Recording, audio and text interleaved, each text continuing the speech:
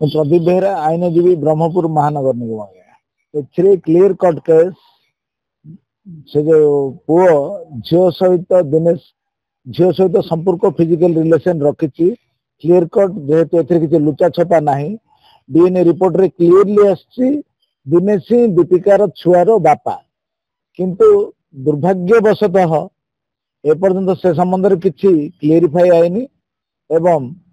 वर्तमान माननीय एसपी ब्रह्मपुर खोद कहले जेहेतु जो सेक्शन डिलीट होता सी पुणी से गुड़िक टेक कर रेप केस रे जेहेतु डीएनए रिपोर्ट आसी एक घड़ीसंधि मुहूर्त रे दिनेश बाहाटा संपूर्ण निंदनीय जिनस जेहेतु यार सत्यासत्य विषय में मोर कौन धारणा नाई बट दीपिका एलिगेशन कर स्वामी नुहे तो कही हेनी से छुआर बापा पुणी विवाह कर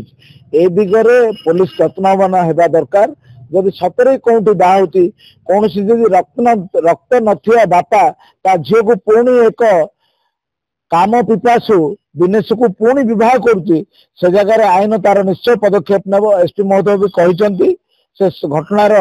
पुंखानुपुंख तदंत कर सतरे दिनेश कौटी बाह कर से बापार देहरे रक्त नाई से झीर देहरे भी रक्त न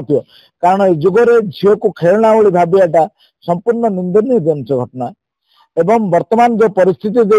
उड़ीसा सरकार गति करुच्ची ए समय जदि से पुणी खेलुची ताकू निश्चय सरकार सहयोग करने दरकार दीपिका को एवं पुलिस प्रशासन सहयोग करने दरकार एवं आईन मध्य ता बाटर जेहेतु डीएनए रिपोर्ट आसी कुछ घाटी चकटी होगा दरकार ना दिनेश को दंड देवा दरकार आज्ञा।